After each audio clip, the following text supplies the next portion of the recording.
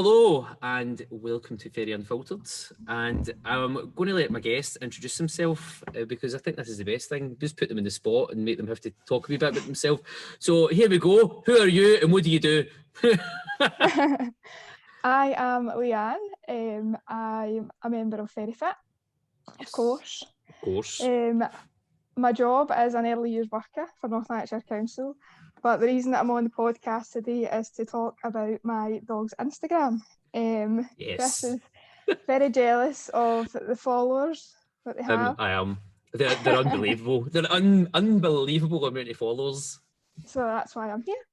So Leigh-Anne, I mean, how many followers do you have? At the minute, we've got 31.4 thousand followers. Fucking ridiculous. It's actually insane. Not one bit of me is jealous of that. Well, I mean, go. What are you? We started with one dog, now you've got two. So why don't you introduce your dogs? Goodness sake.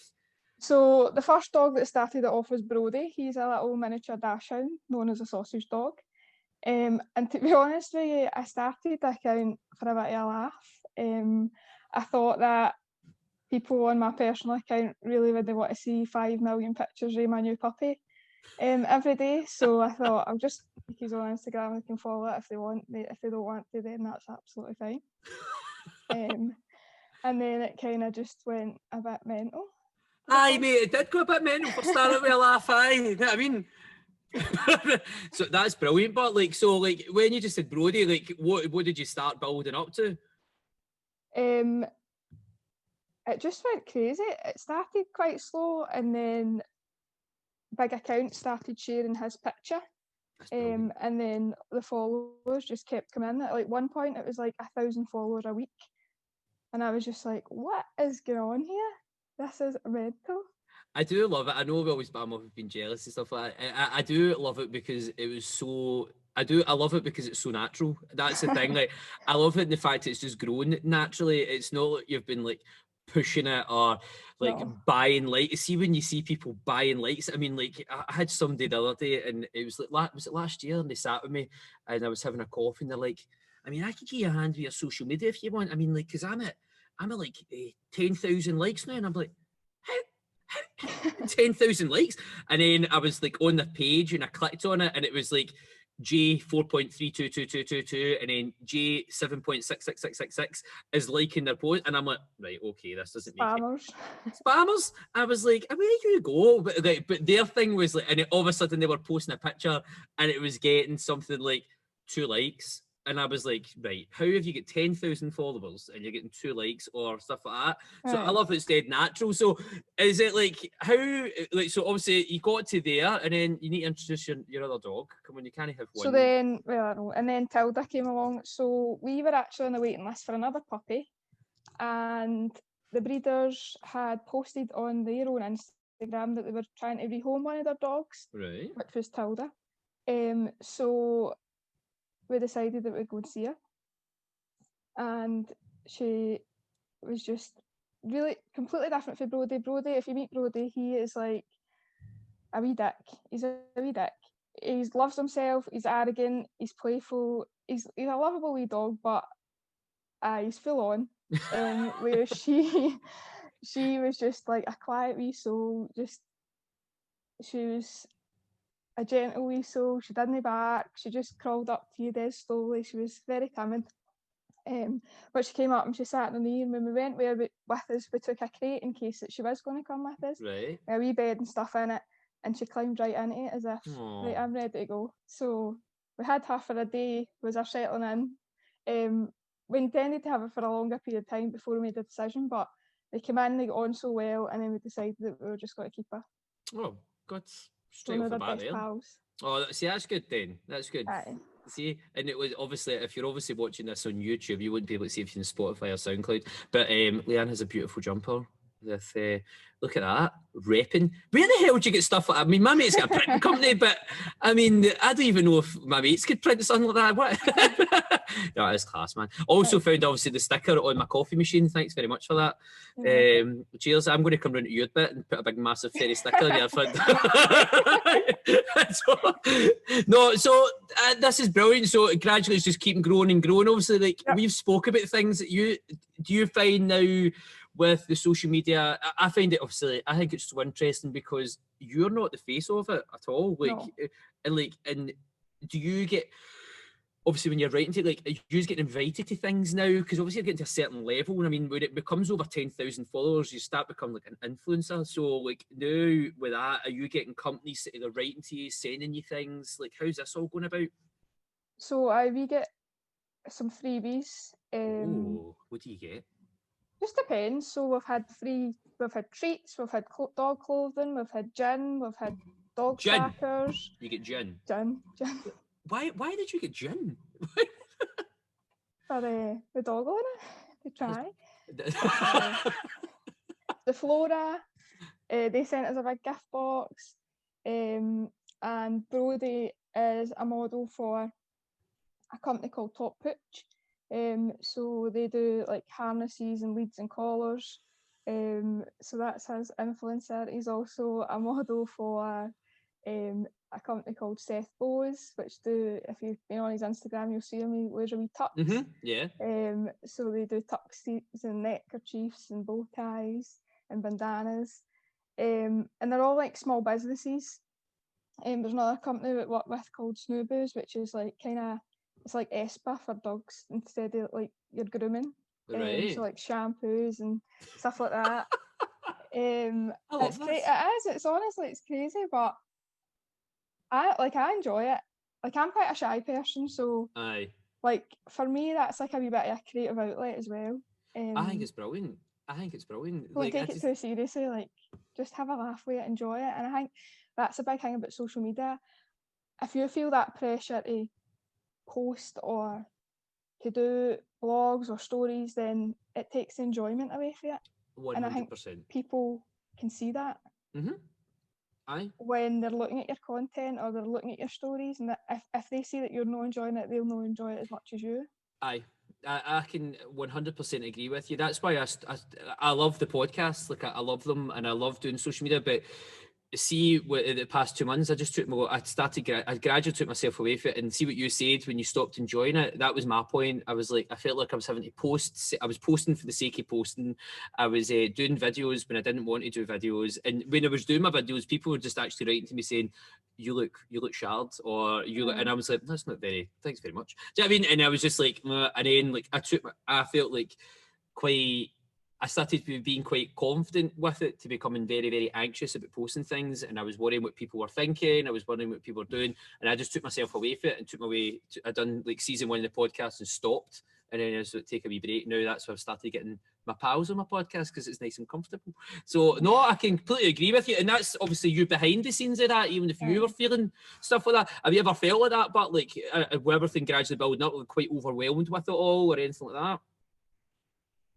See, because I just take it as a laugh. Like, it's no serious. It's no a job for me. It's just a hobby. So I think if I ever got to a point where I felt like that, I'd just be like, nah, I'm not bothered with that. I wouldn't continue to do something that was going to impact me like that.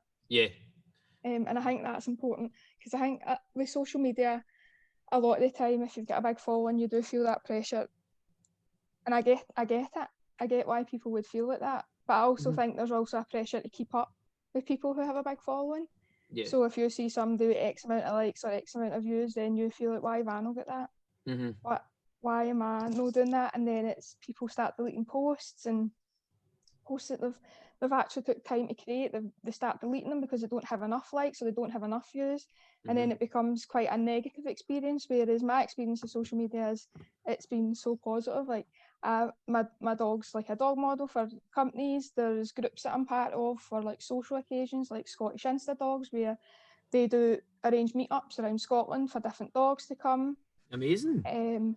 There's Dog Friendly, which we're part of as well as an explorer for them, and that's finding dog friendly locations, dog friendly hotels, cottages, restaurants, and you list them so that other dog owners can come and have a look and see where they can go with their dog. Because I think having a dog's, it's great having a puppy, but it's a complete lifestyle change, and it's been a lifestyle change for us, but for the best. Aye. I never really considered anything like that until one of my friends had got a dog, and they said that, like, oh, like we're going out for like a coffee or something, and he was like, is it dog friendly? And I was like, I don't know. And it was like, obviously, because I don't have a dog, so, but then at the same point, like, I'll look at it, like, I booked a restaurant just before everything fucking happened and all that, and they wrote back to me and they were like, what age are your children? And I'm like, fucking difference, mate. And they were like, oh, we do not take kids under 5. And I was like, well, both of mine are. So I was like, but it was things that I never considered as well. Like you've to obviously things that, but like, do you find now like you've got like a good amount of like places to go, like that you can quite enjoy, like you've got hotels you were mentioning, like I never even considered something like that. I think like when you go into Glasgow, there's a lot more dog friendly places. Like Lanarkshire is quite not the best, but there are places that you can still go. But a lot of the time, if you were going with the dogs, then we would probably head into Glasgow if we were going out, and go to dog friendly places there. Or a lot of the time, we'll just look for dog friendly cottages because we've got a garden and they can go into that, and you can kind of get really lovely cottages that are dog friendly now. Very nice. In their game. You know, you've wrote a blog. So let's talk about your blog. I'd love to get into blogs, but do you know the thing with blogs is my grammar is shocking. See, thankfully, Heather proofread it before. See, this is the best thing about having a wife who's really good at grammar. So, I think it's because we went to Bellshill Academy. I think that's part of your problem. Yeah, I mean, grammar, this is it. There was no grammar police there. Honestly, like seeing I do a post, Laura's like, oh my god, like really, how did you? But she says when I get quite excited, I just like I write and then I post it and she's like, that doesn't make any sense. And then I was like, oh, or if I get quite emotional at my post, then she's like, that's just gibberish. But then she knows how to piece it together the way I was wanting to say it. So like your blog, how's that been? Do you find that quite a good way to just sort of like just open up, write about things that you want to write? I think with a blog, I think something really needs to inspire you so that you can get into it. It's not something you can just sit down and be like, right, I'm going to write a blog. Mm-hmm. Being on social media and being in part of engagement groups is what they're called. Basically, the whole idea is that you're in a group with some of your followers who you follow, and you can use it to learn things, you can use it to share tips, you can use it for training, or you can use it for engagement, which would be you would post whatever your post is, and then you would post it into the group, and everybody would go and give you a wee like, a wee comment, a wee share. Mm-hmm. So it seems harmless. But then that's where a lot of people, I think, start comparing themselves to other people. Right. So the questions I was getting asked was, how come you've got so many followers? How come your post has got so many likes? How did you get that somebody to send you that product? How did you do this? How did you do that? And for me, it was never about that. It was just about sharing my dogs. Like, I love taking pictures of them. I love sharing them. I love their personalities. So it was just sharing that. And I started to see a really negative side of those sort of groups where it was impacting on people's mental health. Yeah. The amount of likes that they had in their posts was then affecting how their owner engaged or how they were feeling about a post. And at the end of the day, it's your dog, it's your photos you're taking, and it's photos you love. You wouldn't post it if you didn't love it. Exactly. So whether it's get 1 like, 1,000 likes, 1,000,000 likes, it's not going to make you love the photo or the post anymore, and it's not going to make you love your dog anymore. So I just thought I'll write a blog about it because I think a lot of people need to hear it. You need to stop comparing yourself to other people and just do what you do. Like, who cares how many likes you've got and who cares how many followers you've got? I think this is that. You're completely right. Like, that's a big thing that took for me was like I don't follow other like small gyms. And it's like, because I found like maybe a year or 2 years ago, I was like sort of like going and creeping in their page, and I was like, what are they doing? Oh, I should do that. or oh, look at the amount of likes they've got. That means I should maybe go and do that. And I'm like, that's not me. Like, and it would be, I couldn't do it. So now I've sort of like, don't do that, and I'm just sort of like posting, and gradually like I'm doing more just like posts that I like posting about. You know what I mean? But no, I think this is good, and it's actually really interesting because like that's the thing I would never think, like, see, because it's like your dog's post and it's not you, so. But then obviously that is your dog, so you want to see that the posts do really well. It's just crazy. Do you think some of them are into it? Like, obviously not everybody. Do you think some people are in it just to become influencers? Or? Aye, definitely. I think if that's your main goal for your account, just delete it. Aye. See, to be honest with you, I think if you are starting up any sort of Instagram for followers or for likes or for freebies, then don't bother. See if you genuinely enjoy posting and taking pictures and you use it as a hobby or a creative outlet, batter in. Because the more you enjoy it, the more other people are going to enjoy it. Exactly. I think this is why I really wanted to talk to you today, because it's good to hear all this. This is the thing. Like, it's just being you. I think that's the best thing, isn't it? Like, and just posting like real pictures or like wee nice pictures instead of like you saying having to post things just for the sake of doing it. I mean, it's. And I think when you start a social media, you kind of open yourself up to the public, the criticism. Thankfully, I've never had any criticism in terms of like how I look after my dogs or content that I post. But I know that people think that they're keyboard warriors when they're sitting behind a screen, and it can happen. Thankfully, it hasn't happened to us, but I've lost my train of thought. No, I don't like. No, and I completely agree with you. And people do become keyboard warriors, or people are quite. I think they feel that they can just say to you what they want, like,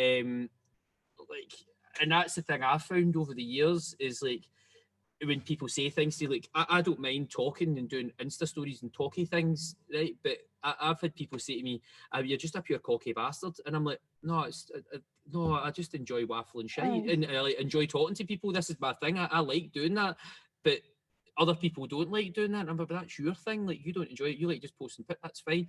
But I always say I still have that sort of like fear. See, even having like one or two people say that to me, I then look at things when I go to post it, going, "Fuck." If they thought that, well, other people think I'm a pure cocky bastard. And then, no, after everything that happened to me, I'm just like, I don't actually give a shit. Like, I don't care anymore. But don't care anymore. As I get older, I'm obviously just a wee bit older than you, Leigh-Anne, so I'd start rubbing it in. But no, I think you're completely right, though. And that's the thing. And see, with like the dogs now, like, are you finding when you go down the park and that they're noticed? Aye. See, this is brilliant. I'll tell you this story. This is a cracker. I was like, what is that? So we were at Irvine Beach one day. recently. Right, okay. And we were just walking, me and Heather, and the dogs were, Brodie was chasing his ball, Tilda was just walking. And I could just hear somebody shouting, Brodie, Tilda. And I was like, who is that? And I was looking at me and I was like, I wonder if like my sister's here. I wonder if she's here.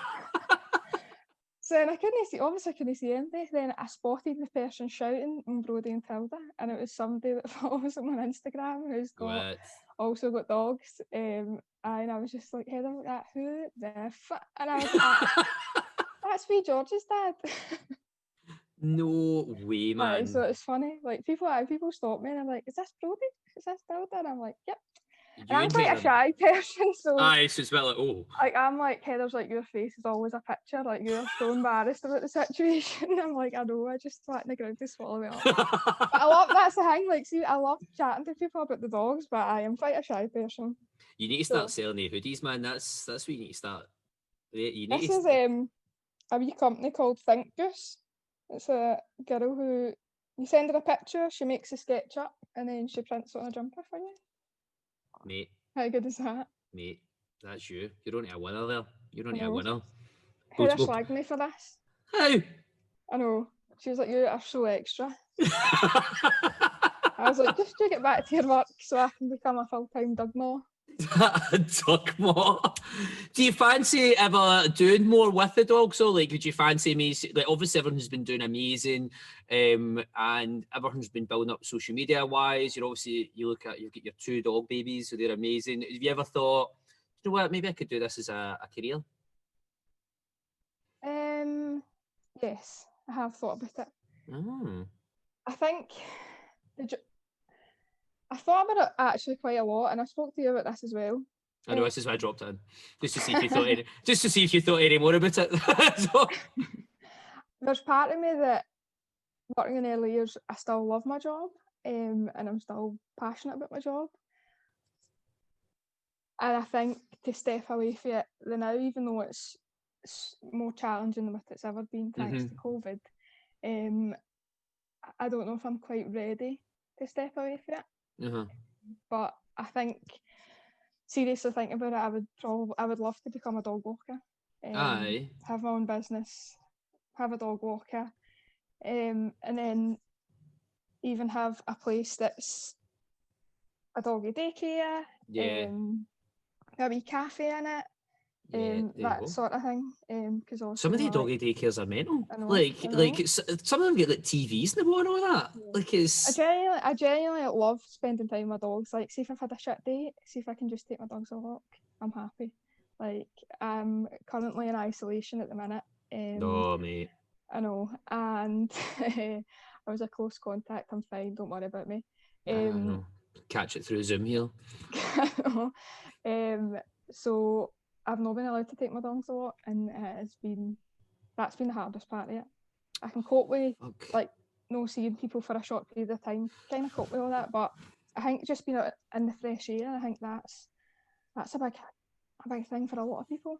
Oh, definitely. That's why we've got that walking group and like a Tuesday and a Friday, and people will be like, "Oh, why are you not getting them doing burpees and sprints up hills?" And don't get me wrong, like I love doing outdoor workouts, but at the same point, it's pitch black and windshields does the cover me at certain points. But but even just that whole element of going out a walk like that we started that during the first lockdown, and we called it walk and talk, and you just gradually find that different people were coming every week, and they would open up a wee bit about something, or they would pair off with somebody they never spoke to before, and I really enjoy it. But I enjoy going just walks, putting on a podcast and just walking. Like I'll take Lucia walk around the park, and I'll just, if Flora's working, Sophia's at nursery, I'll just, like you said, just getting out and going a walk. It's good to clear your head. That's the thing.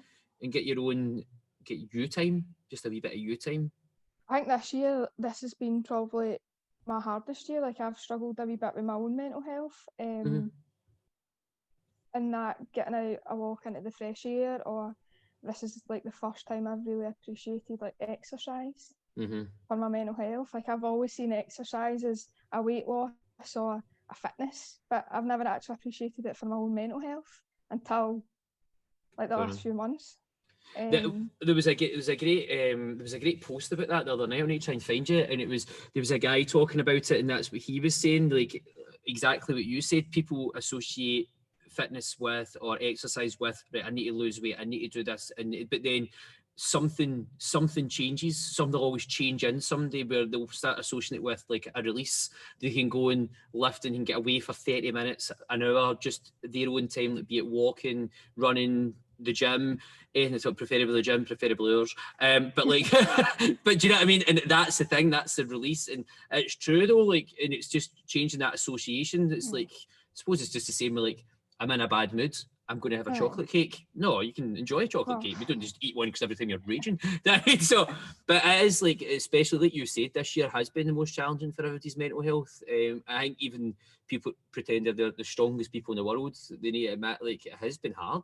And you're in a very, I think it's a very, very hard and challenging industry you're in. Like, the things that, like, working with kids, I think telling a small child they can't do something that they've always done that makes them happy is really, really hard, especially with this. Like, why can't I, like, something dead simple, why can't I play with my pal that I've played with? They're not in your bubble anymore.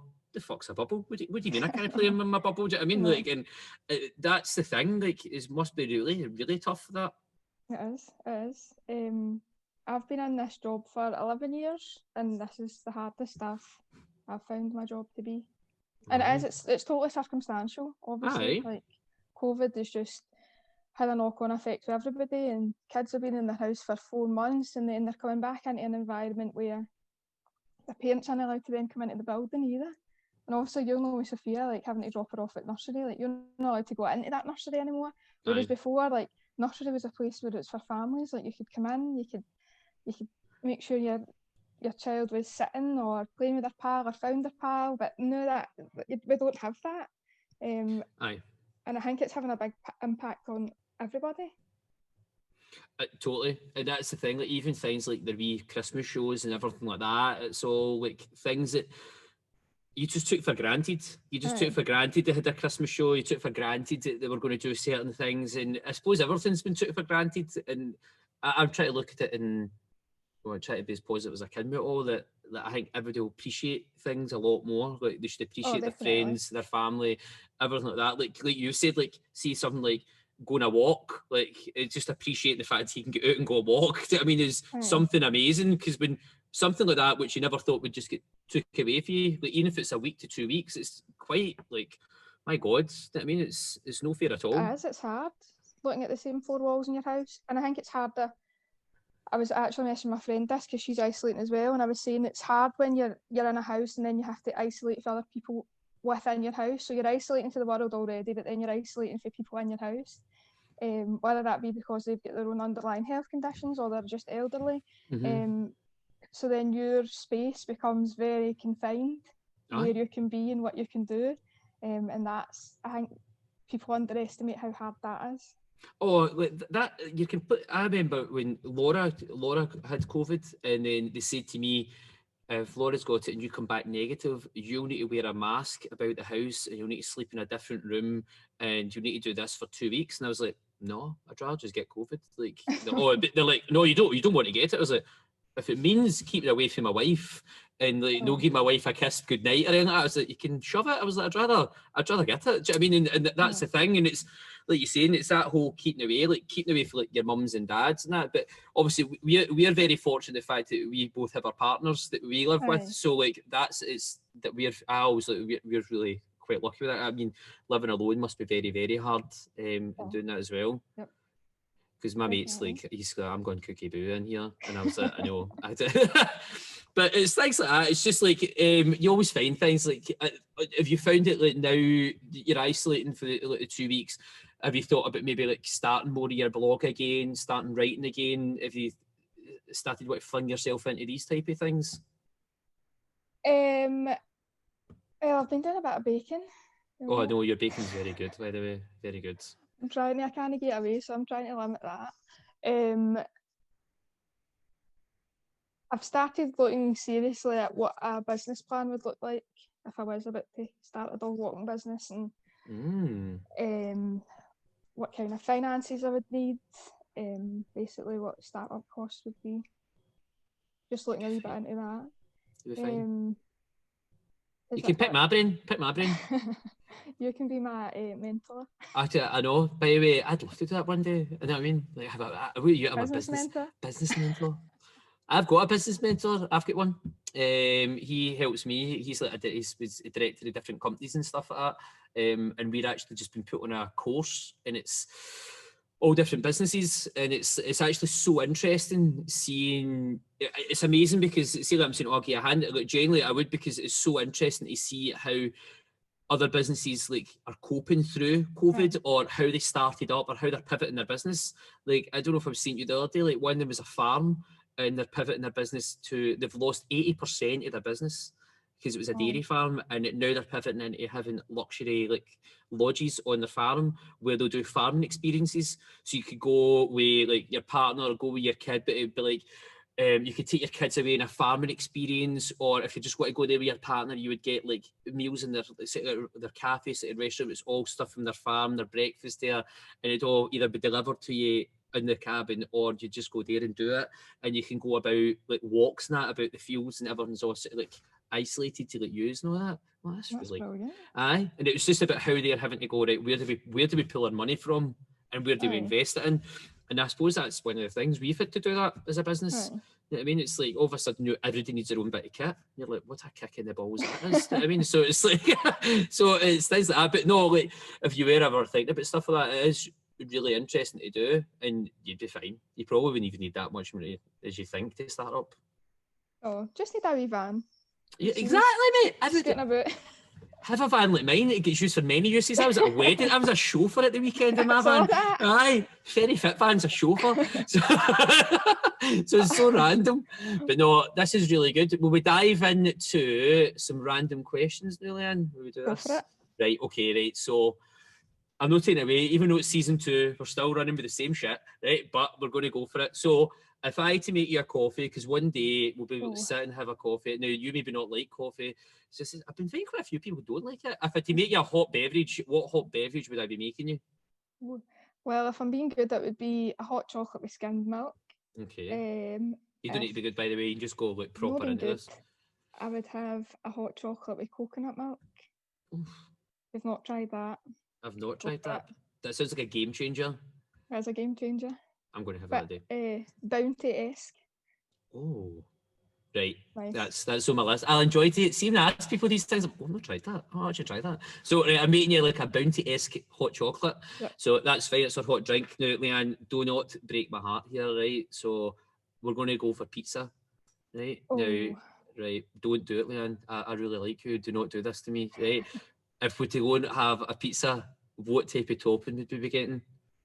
Anything but pineapple. Fucking love you. Well done. Well done. See these monsters that say they like pineapple, right? That's fine, right? So, right, go. What would you put on the pizza? Well, the best pizza that I've ever had was in Italy, and it was a cheese pizza. Just cheese. I agree. Cheese pizza. I'm fine with that, mate. Also in Madrid one time, I actually had a really nice pizza, and it was prosciutto with rocket and balsamic glaze. Yes, well done, by the way. So nice. This is, mate. I'm feeling this is good. This is going good. So nice. Well done, Leigh-Anne. You've won. This is it, mate. So far you're doing brilliant. Right, so that we can actually post this now. Right, so going to our next bit. Right, so like I do every day, I like everybody to talk about people they would have at their dinner table. So now we're obviously getting everybody's get a wee hot chocolate, a Bounty-esque hot chocolate. They're going to have their amazing pizza. You could be the guests we're going to have at the table could be people that have influenced you, people you like. It can't be Janice that works in Scotland or something like that because nobody knows who she is. I mean, but what I want to do is get people, be it dead or alive, not physically dead, but they could come back, not as zombies, but they can come back. And who would you have at your dinner table? 5 people. I found this really hard, actually. It's quite hard, when I was thinking about it. I think I thought about it too much because I thought if the food isn't provided, I'd probably want a chef there. No, don't worry. The food will be there. Provided. Food will be provided, mate. Food will be provided. That's fine. So I would go for Michelle Obama. Oh, no, she's been on before, yeah. Okay. Because I think she's quite an influential person. Very interesting. David Attenborough. Oh, because he's an absolute legend. He is. Who's next? Princess Diana. Oh, we've not had Diana on before. I think that might be my crown obsession that's kind of kicked that off. I got to season 3 and I went, I don't know how I feel about, what's her name as a queen? I don't know how I feel about her as a queen. I don't know. And then I started watching it more and I'm like a fish with a hook in its mouth. Like, I am like, this is amazing. I love it now, the fact that she's introducing like Prince Andrew and Edward, who are all pricks. And it's just, and I'm just like, yes, this is good. But no, Diana through that, I'd love to read up more on her. I think she's a very interesting woman. So yeah, I think I was quite young when that happened. Like she died, and it was massive. When did Princess Diana die? Was it 97? 97, I think it was. I feel we need to Google that. Go on for your next one. I'm going to tell you when she died. What a morbid conversation we're having here. Next would be I would like a singer or a songwriter kind of person to provide some entertainment at this dinner. Right.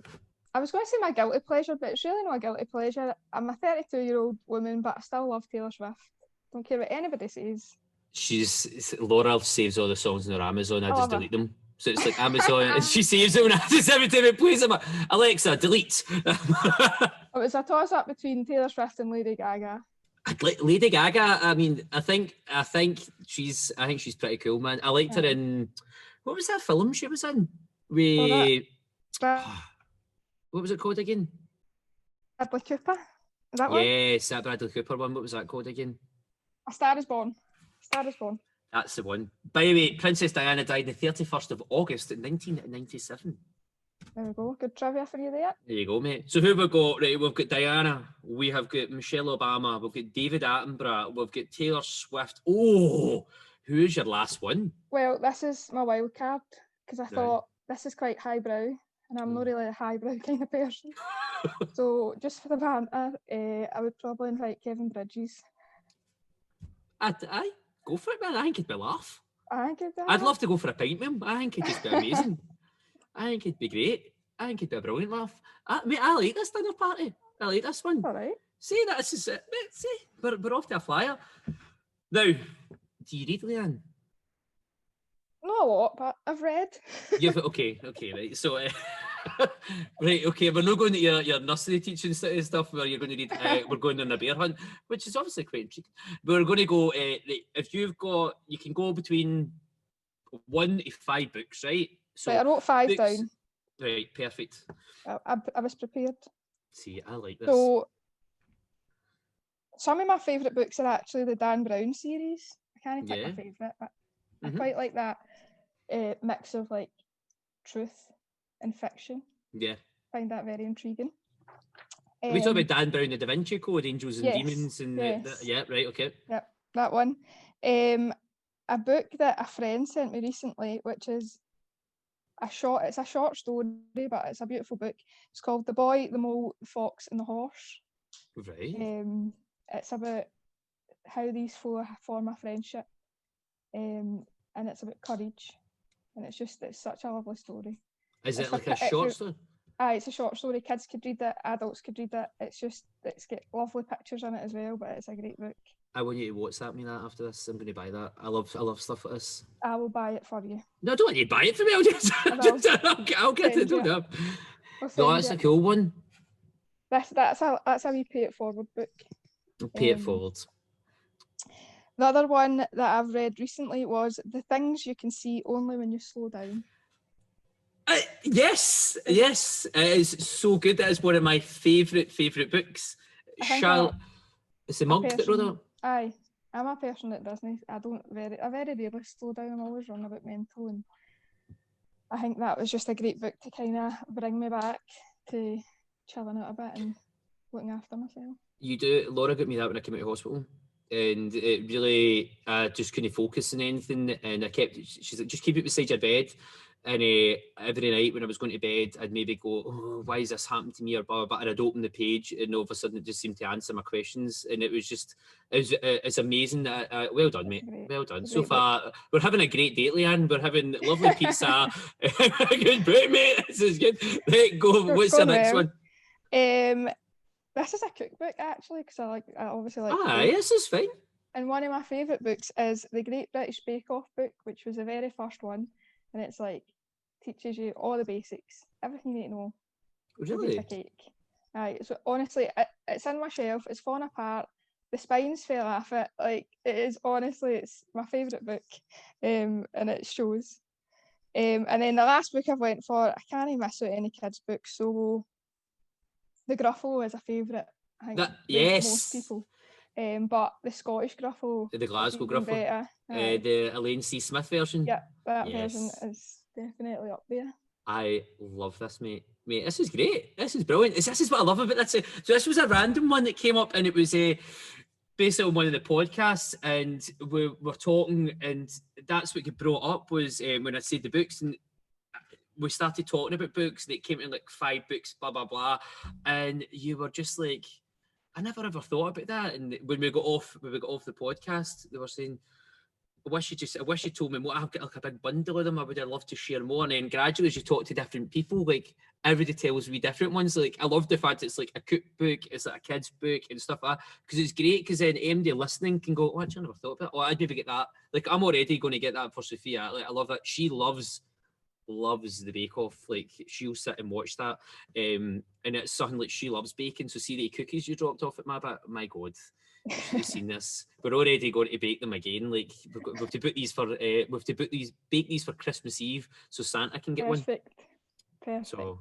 see, mate, this has been very, very interesting. I've enjoyed this conversation today. Me too. And it's good to get like a good a good insight in all this, see, like a good background in it all. So I think it's good for people to actually meet the real person behind the camera with the hoodie on. You do need to start selling the hoodies, by the way. They'd fly. But no, it's what you saying? Maybe when I've got my dog walking business, I'll start printing hoodies. I didn't think you need to look for a logo, mate. I would just put that on it. What would you call your dog? What would you call your dog walking business? You thought about a name? I think I have. Don't know if I want to tell you yet. How? I like the word unleashed, so I think it would be something unleashed. But I would need to have a look to see what other similar names there is. I don't want to. What other companies were Too similar to anybody else. But unleashed. Well, why don't we get you back on when you start your dog walking business? Which will be very, very soon. No, Leigh-Anne, thank you so much for coming on, by the way. I've loved it. Oh no, I've absolutely loved this. So thank you so much. And I can't wait to get this on, mate. Looking forward to it. That was a big pause there. But okay, mate, I'll see you soon then, right? Thank you. See you later. Bye.